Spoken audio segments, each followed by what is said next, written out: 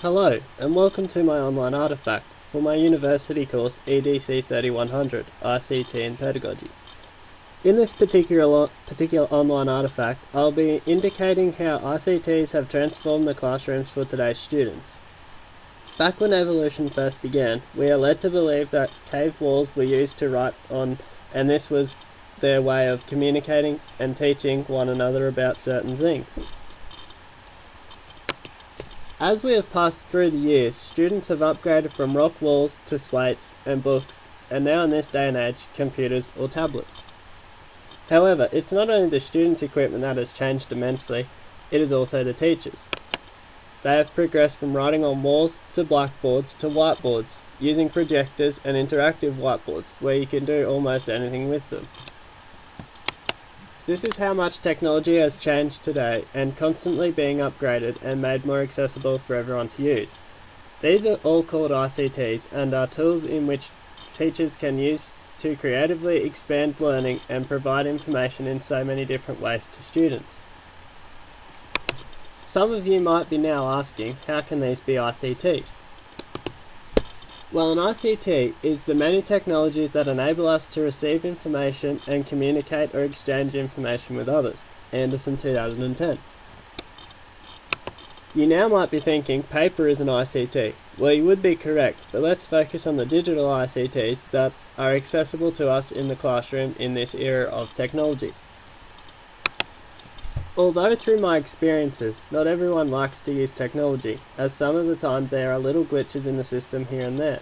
However, most teachers are not comfortable with using ICTs in a classroom to teach, as they have not had enough experience or the confidence to use them.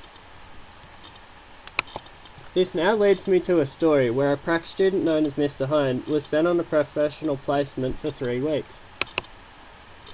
This placement had him in a Year 5 class with a male teacher, Mr. West. When you walk into Mr. West's classroom, it is bright, vibrant, and full of ICTs. This looks like a very promising professional placement, as Mr. Hone was comfortable at using ICTs and liked to use them throughout his lessons and activities.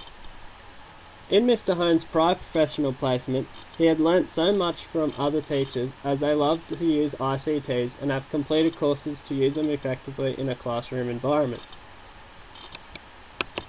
This enabled Mr. Hone to be creative in his teaching and allowed students to be engaged in the lesson as they could connect with different devices. When taking note of how Mr. West taught his class, he was very stuck in the prehistoric era of technology, and unfortunately his lessons were bland and students lost interest very quickly, and this in turn led to behaviour problems. As Albert Einstein states, it is the supreme art of a teacher to awaken joy in creative expression and knowledge. This means that education and learning should be fun for students, and by making lessons creative by using ICTs, I believe that this creates a fun and great learning environment.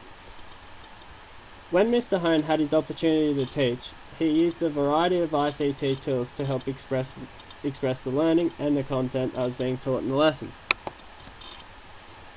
The lesson was made up of 60% ICT and 40% of board work and questioning. The lesson consisted of a PowerPoint presentation that had links embedded in it. There were interactive worksheets that students could work on and then mark as a whole class. This not only made learning fun for students, but catered for individual learning methods as well. There are 3 main cognitive learning styles: visual, auditory, and kinesthetic. As Mr. Hone had learnt through the prior professional placements, when teachers have effectively used ICTs, it became an integral feature in teaching, and Mr. Hone believes ICTs are the best method to cater for the students' needs. Mr. West was very surprised and shocked at how attentive and engaged the students were to Mr. Hone's lesson. He commended Mr. Hone on his ability to use ICTs effectively in the classroom and wished he could do the same to liven up his lessons and teaching. There is also a health and physical education subject at the school, and the teacher happened to be Mr. West. He then asked for Mr. Hone's advice about applying ICTs to this subject and how they would work. Mr. Hone, coming from a very heavy sports background, insisted Mr. West to use ICTs in sport, so students had the extra advantage of using an alternative device to enhance their learning. Mr. West then asked how students could possibly learn from using ICTs in sports class in the outdoor elements. Mr. Hone then expressed that with the use of a video camera and the internet, a lesson could be created to effectively assist students with the sport at hand, which happened to be golf. Students in groups of 3 would have one video camera each and video each other swinging the golf club.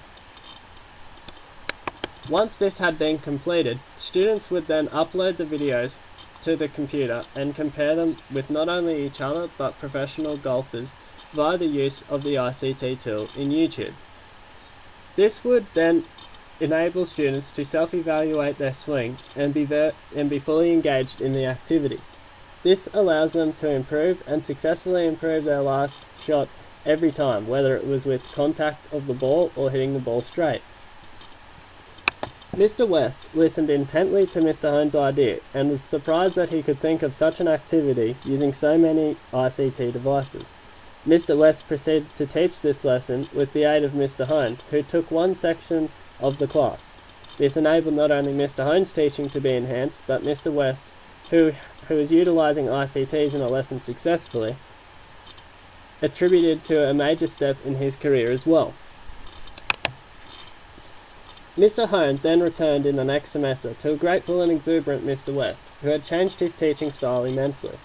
He now uses ICTs effectively in 70% of his lessons, and has discovered that most of the lesson is dedicated to learning, having fun, and not focused on behaviour management. Thank you for listening and watching my online artifact. References can be found on my blog as listed below.